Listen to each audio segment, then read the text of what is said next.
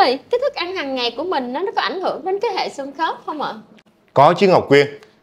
Hệ cơ xương khớp của mình cũng như là các cái bộ phận khác trong cơ thể mình như vậy, nó phải cần có thực phẩm, có các cái chất dinh dưỡng để cho nó tồn tại, nó phát triển chứ Ngọc Quyên. Thì cái hệ vận động của con người mình cũng vậy, nó gồm có cơ nè, rồi có xương nè, rồi có các cái khớp. Đó, cái khung xương của mình á, nó đóng một cái vai trò rất là quan trọng trong cái cơ thể của mình mà Ngọc Quyên, bởi vì nó nâng đỡ toàn bộ cơ thể mình, rồi nó tạo ra cái vóc dáng của con người mình cao lùn thấp bé thế nào là do cái bộ xương hết đó Ngọc Quyên. Rồi mình có khỏe mạnh hay không, có hoạt động linh hoạt không là nhờ vào bộ khung xương Ngọc Quyên. Cho nên là nó rất là cần phải có các cái chất dinh dưỡng cho nó phát triển, cho nó tồn tại chứ. Và nó có một cái khung xương khỏe mạnh thì cơ thể mình mới được khỏe mạnh Ngọc Quyên. Bộ khung xương của mình đó Ngọc Quyên là nó có nhiều cái chất ở trong đó lắm. Nó gồm có 3 cái thành phần. Thứ nhất là có các chất khoáng nè, thứ hai là các tế bào, rồi có cái chất nền đó, nó cấu tạo lên trong cái xương của mình. Và trong đó thì cái chất khoáng nó chiếm khoảng 80% Ngọc Quyên. Và cái chất quan trọng nhất ở trong cái chất khoáng đó là canxi. Đó, và canxi đó thì nó cung cấp vào cơ thể con người mình nó qua cái đường ăn uống, qua thực phẩm Ngọc Quyên. Nếu mà mình mà cung cấp cho nó đủ cái lượng canxi thì cái hệ xương mình nó mới khỏe mạnh được. Xương của mình Ngọc Quyên nó cũng giống như các cơ quan khác thôi, nó hoạt động được là nó nhờ các cái nhiều yếu tố lắm. Yếu tố nội tại ở trong chính bản thân cơ thể của mình, rồi cái yếu tố môi trường bên ngoài. Nếu mà mình mà sống trong một cái môi trường lành mạnh, rồi mình lao động sinh hoạt hợp lý thì cái bộ khung xương của mình nó mới tốt được. Rồi mình nói như vậy đó để Ngọc Quyên thấy là trong cái cơ thể mình nó tồn tại hai cái khái niệm. Tức là một cái khái niệm là tuổi niên đại đó Ngọc Quyên, tức là tuổi đời mình. Tuổi đời mình thì mình không có can thiệp được, năm nào mình cũng lớn lên, mình cũng già đi một tuổi. Nhưng mà cái tuổi sinh học thì nó không có, nó ít phụ thuộc vào cái tuổi đời của mình. Tức là mình nói như Ngọc Quyên dễ hiểu vậy nè, nếu mà mình có một cái cơ thể khỏe mạnh thì cái tuổi sinh học của mình nó trẻ hơn là cái tuổi đời, cái tuổi niên đại. Nói cụ thể là lấy ví dụ như là một người 70-80 tuổi rồi, nhưng mà người ta có một cái thân hình vóc dáng rất là linh hoạt, rất là khỏe mạnh, như là một chàng trai 40 vậy. Ngược lại thì cũng có những cái người mà mới có 40-50 tuổi thôi mà đã lòm khòm gù lưng xuống như này, như là ông già 70-80. Thì cái đó là cái tuổi sinh học Ngọc Quyên. Nó tạo cho mình có một cái vóc dáng khỏe mạnh hay không chính là cái tuổi sinh học đó. Và cái tuổi sinh học thì mình hoàn toàn có thể can thiệp được Ngọc Quyên, nhờ vào các cái chất dinh dưỡng mà mình cung cấp cho cơ thể của mình. Nếu mà trường hợp mà mình có một cái chế độ dinh dưỡng hợp lý, cái thời gian mà làm việc sinh hoạt nó phù hợp thì nó sẽ làm chậm cái quá trình lão hóa của cơ thể mình lại. Và trong đó có bộ xương của chúng ta rất là khỏe mạnh, rồi mình sinh hoạt đi đứng rất là linh hoạt là nhờ vào cái bộ khung xương của chúng ta đó Ngọc Quyên. Vậy những dưỡng chất nào thì tốt nhất cho hệ xương khớp để ngăn chặn lão hóa và kéo dài cái tuổi thanh xuân, giúp cho chúng ta có được một cái hệ xương khớp khỏe mạnh vậy đó hả? Các cái dưỡng chất mà cần thiết nhất cho cơ thể đó là canxi và vitamin D Ngọc Quyên, cũng như là phosphor và các cái chất khoáng khác. Trong đó cái vai trò quan trọng nhất là canxi và vitamin D. Và do đó cho nên là những cái thực phẩm nào, những cái thức ăn nào mà có nhiều cái chất canxi, nhiều vitamin D nhất thì đó là cái thực phẩm tốt nhất cho cái hệ xương khớp của chúng ta Ngọc Quyên. Vậy trong suốt cuộc đời của con người thì cái dưỡng chất này nó có thay đổi không ạ? Có chứ Ngọc Quyên. Cái nhu cầu dưỡng chất á, mà chủ yếu là cái nhu cầu về canxi đó thì nó thay đổi theo từng cái lứa tuổi Ngọc Quyên. Cụ thể là nếu mà ở trẻ em đó thì cái nhu cầu nó khoảng 200mg một ngày đối với trẻ em. Còn từ 1 đến 5 tuổi thì nó cần khoảng 500mg canxi cho một ngày. Còn từ lứa tuổi từ 6 đến 10 tuổi đó thì nó trung bình nó khoảng từ 800mg một ngày. Còn cái lứa tuổi dậy thì đó Ngọc Quyên, từ khoảng 10 tuổi cho đến khoảng 18 tuổi đó, cái lứa tuổi đó do cái cơ thể của bé phát triển rất là nhanh, cho nên là cái Ngọc Quyên thấy không, là có những cái em mà mình thấy nó dài sọc lên, nó cao, nó mau cao lắm mà nó không có phát triển bề ngang. Tức là cái hệ cơ nó chưa phát triển nhưng mà hệ xương nó phát triển trước, nó cao hẳn lên. Có khi một vài tháng mình không nhìn thấy cái bé đó, mình nhìn lại đó mình thấy nó đã cao hẳn lên rồi. Thì do đó mà cái nhu cầu canxi của nó rất cao, nó từ 1.000 cho tới 1.500mg trên một ngày Ngọc Quyên. rồi những cái phụ nữ mà nuôi con bú nè, rồi những cái phụ nữ mà trong cái giai đoạn mãn kinh á, thì cái nhu cầu về canxi nó cũng cao, nó cũng khoảng từ 1.200 cho đến 1.500 mg trên một ngày. Còn riêng với lại vitamin D đó thì cũng tương tự như vậy Ngọc Quyên. Ở trẻ sơ sinh á, thì trung bình khoảng 200 đơn vị quốc tế một ngày. Còn lớn hơn nữa thì từ 600 đến 800 đơn vị quốc tế. Cái vitamin D này nó thì nó lại phụ thuộc vào không những là vào cái nguồn cung cấp ở thức ăn thì nó ít thôi, nhưng mà chủ yếu là do nó tổng hợp từ ánh sáng mặt trời. Cho nên là cái nhu cầu về cung cấp về vitamin D đó thì ở mình là ở cái nơi xứ nhiệt đới mà nắng nóng quanh năm thì tôi nghĩ là nó không có thiếu vitamin D nhiều đâu, nhưng mà cũng phải bổ sung, bởi vì vitamin D nó có rất là ít ở trong thực phẩm Ngọc Quyên, chủ yếu là nó tổng hợp từ ánh sáng mặt trời Ngọc Quyên. Ngoài canxi và vitamin D3 thì còn một cái loại chất nào mà cần cho cái sự phát triển xương nữa không ạ? Có chứ, ngoài vitamin D rồi ngoài canxi ra thì nó còn hiện nay đó thì ở Nhật á, người ta nghiên cứu là người ta thấy là vitamin K2 nó cũng góp phần chuyên chở cái canxi vào ở trong xương được thuận lợi hơn. Đó là cái nghiên cứu của Nhật. Nhưng mà ở châu Âu với Mỹ đó thì tôi chưa thấy có những cái công bố chính thức nào về cái tác dụng của vitamin K2. Thì cái đó là một cái nghiên cứu của Nhật thôi Ngọc Quyên. Hiện nay thì ở Nhật Bản người ta cũng cung cấp một cái lượng vitamin K2 vào trong những cái thực phẩm, đặc biệt là những cái nhóm thực phẩm chức năng đó Ngọc Quyên. Người ta cũng có bổ sung thêm cái vitamin K2 vào đó. Còn riêng với lại Mỹ và châu Âu thì hiện nay tôi chưa thấy có những cái công bố chính thức nào về tác dụng của vitamin K2 trong cái việc mà hỗ trợ cho vận chuyển canxi từ bên ngoài vào trong xương. Những cái loại thực phẩm nào mà cung cấp nhiều cái lượng canxi để tốt cho cái hệ xương khớp của mình ạ? Ở trong các cái nhóm thực phẩm đó thì người ta nhận thấy là cái thực phẩm mà cung cấp nhiều canxi nhất cho cơ thể mình đó, thì đầu tiên là phải kể đến sữa và các cái chế phẩm của sữa, như là da-ua, phô mai chẳng hạn.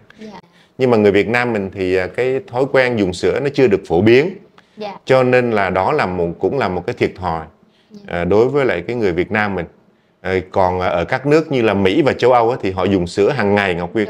Một ngày họ uống 3, 4, 5 ly sữa, là cái sáng uống, rồi trưa uống, tối uống. Cho nên là họ có cái thói quen đó, nên là họ có cái lợi ích là bổ sung cái lượng canxi từ sữa.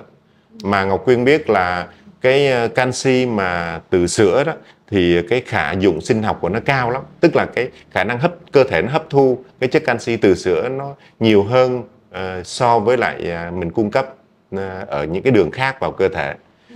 Rồi kế đến là các loại rau xanh Ngọc Quyên. Những cái loại rau mà nó có màu sậm như rau muống nè, rau dền, rồi rau mùng tơi chẳng hạn, vân vân, hoặc rau cải xanh. Tất cả những cái loại rau mà nó có cái màu đậm thì nó cũng là một cái nguồn cung cấp canxi rất là nhiều. Ở Việt Nam mình thì ăn rau nhiều, đó, mình thì lại hơn Mỹ và các cái nước châu Âu khác, họ thì uống sữa nhiều, còn mình thì ăn rau nhiều, đó cũng là một cái lợi thế, cũng cân bằng được rồi. Và các cái loại như là tép đồng, cua đồng, đó, đặc biệt là hai món đó thì đối với người Việt Nam mình thì rất là dễ kiếm, vừa rẻ tiền mà lại vừa cung cấp được cái lượng canxi rất là cao, là tép và cua đồng Ngọc Quyên. Thì đó là những cái thực phẩm hàng ngày chúng ta sử dụng, nó cung cấp một cái lượng canxi rất là nhiều. Dạ bác Hải ơi, người ta nói ăn gì là bổ nấy. Ví dụ như ăn xương thì bổ xương, ăn tim thì bổ tim. Như vậy có đúng không bác Hải? Không có đúng đâu Ngọc Quyên ơi. Ngọc Quyên nên biết là trước đây thì bà con mình hay nói là mình ăn cái cơ quan nào của động vật thì mình bổ nấy. Ví dụ như ăn tim bổ tim, ăn gan bổ gan, ăn thận bổ thận, nhưng mà không phải đâu Ngọc Quyên. Bởi vì những cái nội tạng của động vật á, nó rất là nhiều cholesterol. Mình ăn những cái loại động vật đó nó không có tốt cho sức khỏe mình đâu, đặc biệt là với những người bị bệnh tim mạch hay là cao huyết áp chẳng hạn. Hoặc là những cái người mà đang là có máu nhiễm mỡ, mà mình ăn những cái đó không có tốt đâu Ngọc Quyên. Nhưng mà riêng mà xương thì khác. Xương á, trong cái xương nó có nhiều chất canxi lắm. Mà Ngọc Quyên biết là canxi là chất khoáng mà nó không có bị thay đổi bởi cái nhiệt độ mình nấu nướng hàng ngày, thì nó không có bị mất cái chất của canxi đi. Cho nên là khi mà bà con mình hay gọi là hầm xương đó, mình hầm kỹ lên ha, thì các cái chất canxi ở trong xương nó thì mình dùng rất là có ích cho cơ thể mình. Bởi vì cái canxi là chất khoáng mà Ngọc Quyên, nó không có bị hư theo cái nhiệt độ mà mình đun nấu. Cho nên là nếu mà mình hầm xương mà cho kỹ đó thì nó lại tốt cho cơ thể mình, bởi vì nó sẽ cung cấp cho cơ thể mình một cái lượng canxi rất là cao Ngọc Quyên. Còn những cái nội tạng khác là mình không nên ăn, tại vì nó có nhiều chất cholesterol lắm, mình không có nên ăn nó. Còn riêng với lại vitamin D đó thì nó không có ở trong thực phẩm nhiều, nhưng mà như phần trước mình nói đó là nó được cung cấp bởi một ít thôi trong các cái loại thực phẩm. Còn lại hầu hết là nó được tổng hợp từ ánh nắng mặt trời qua cái da của mình nha Ngọc Quyên. Hiện nay thì do cái lối sống mà vội vã quá, người ta hay dùng thức ăn nhanh, như vậy thì có tốt cho cái hệ xương khớp của mình không ạ? Ngọc Quyên biết rằng do cái cuộc sống bây giờ nó vội vã, các bạn, đặc biệt là các bạn trẻ, do đi làm không có thời gian rồi phải sống xa gia đình, cho nên là các bạn thường sử dụng những cái loại thức ăn nhanh rồi nó tiện hơn, nhưng mà nó lại có cái nhược điểm là nó không cung cấp đủ các cái dưỡng chất, trong đó có canxi nữa. Chính vì vậy mà Mỹ cũng như là các cái nước châu Âu đó, người ta phát triển một cái ngành công nghiệp gọi là cái ngành công nghiệp thực phẩm chức năng đó Ngọc Quyên, để nó bổ sung lại những cái thiếu hụt ở trong các cái khẩu phần ăn, đặc biệt là trong các cái khẩu phần ăn nhanh mà các bạn trẻ hay sử dụng đó. Ngọc Quyên thấy là cũng giống như cái tên gọi của nó, thực phẩm. Những cái thực phẩm tức là những cái nhu cầu thiết yếu của cơ thể mình, cũng như những cái món thực phẩm khác thôi. Lâu nay mình có một cái nhìn nó chưa đúng lắm về thực phẩm chức năng, chứ thực ra thì ở các cái nước tiến bộ khác như Mỹ và châu Âu, Nhật Bản chẳng hạn, thì người ta rất là chú trọng đến cái loại thực phẩm chức năng này để bổ sung những cái chất dinh dưỡng mà trong cái bữa ăn nhanh hiện đại bây giờ nó không có cung cấp đủ cho cái khẩu phần ăn của mình.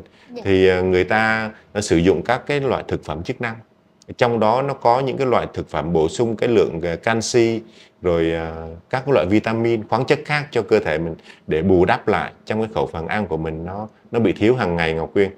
Mình cũng xin nói cho Ngọc Quyên biết là về một chút về cái thực phẩm chức năng đó Ngọc Quyên. Thì thị trường thực phẩm chức năng ở trên thế giới nó phát triển rất là mạnh Ngọc Quyên. Người ta thấy là năm 2018 đó thì cái thị trường thực phẩm chức năng ở trên toàn cầu nó có giá trị tới 124,8 tỷ đô la Mỹ cho cái thị trường thực phẩm chức năng. Và người ta dự đoán là nó sẽ tăng trưởng lên 6,4% và nó đạt đến mức là 210,3 tỷ đô la Mỹ. Từ cái chỗ mà vào những cái năm 1990 của thế kỷ trước đó, chỉ có vài cái sản phẩm thực phẩm chức năng thôi. Nhưng mà đến năm 2020 vừa qua đó, thì cái số lượng thực phẩm chức năng ở trên thị trường nó đã đạt tới trên 7.000 loại thực phẩm chức năng rồi Ngọc Quyên. Ngọc Quyên thấy là nó phát triển cái thị trường thực phẩm chức năng này rất là mạnh, và nó có khoảng 3.500 công ty trên khắp thế giới này tham gia vào cái ngành sản xuất thực phẩm chức năng. Như vậy để cho Ngọc Quyên biết là cái thực phẩm chức năng là một cái nhóm hàng rất là quan trọng đối với lại các cái nước phát triển như là Mỹ và các cái nước châu Âu chẳng hạn. Ngọc Quyên thấy rằng như thế này nè, đối với lại người Việt Nam mình thì cái kinh tế của Việt Nam mình mới được phát triển một vài năm nay, và từ cái chỗ mà mình cái nhu cầu của mình là mới có là ăn no mặc ấm thôi, thì thời gian gần đây mình đã cao hơn một bậc nữa rồi, tức là mình đang là chú trọng tới cái chất lượng của bữa ăn rồi. Khi mà mình đã thỏa mãn được cái nhu cầu về ăn no mặc ấm rồi đó, thì mình sẽ phát triển lên một cái bước cao hơn là mình có cái nhu cầu về cái chất lượng của bữa ăn đó. Thì cái thực phẩm chức năng cũng vậy Ngọc Quyên. Đối với các cái nước phát triển đó, thì người ta không còn phải nghĩ đến cái chuyện mà ăn no mặc ấm nữa, mà người ta bước lên một cái bước cao hơn là ăn ngon mặc đẹp, ăn phải có chất lượng, và để cung cấp cho cơ thể người ta những cái dưỡng chất có ích. Người ta phát triển một cái ngành công nghiệp gọi là cái công nghiệp thực phẩm chức năng để bù đắp lại, để cho cái bữa ăn của người ta nó đầy đủ hơn, nó trọn vẹn hơn, nó không có bị thiếu những cái dưỡng chất mà đối với người Việt Nam mình chưa có chú trọng lắm, do cái kinh tế của mình nó chưa được phát triển như các nước khác.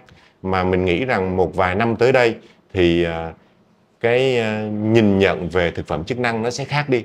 cái kinh tế của người Việt Nam mình khi mà nó đạt được một cái trình độ cao hơn nữa thì mình sẽ có một cái nhu cầu về những cái giá trị trong cái bữa ăn, và cái nhu cầu mà mình cần một cái bữa ăn nó có chất lượng nhiều hơn nữa thì lúc đó người ta sẽ có một cái nhìn tích cực hơn nữa về các thực phẩm chức năng này, Ngọc Quyên.